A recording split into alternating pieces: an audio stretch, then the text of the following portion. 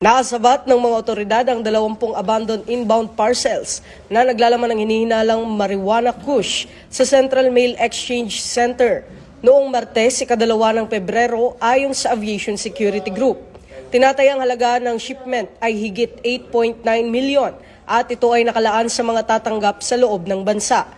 Ang operasyon ay bunga ng rutinang inspeksyon ng Bureau of Customs sa mga international parcels at malapit na koordinasyon ng mga otoridad sa paliparan, kabilang ang NAIA Interagency Drug Interdiction Task Force at mga intelligence personnel ng ABSA Group.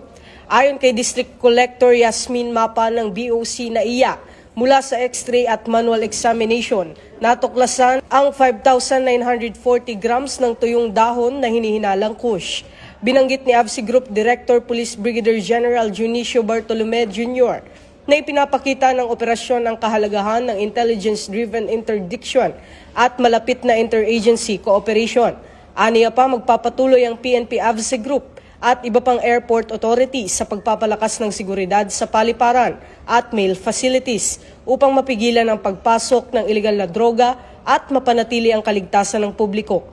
Ito ang bagong PNP para sa bagong Pilipinas, serbisyong mabilis, tapat at nararamdaman.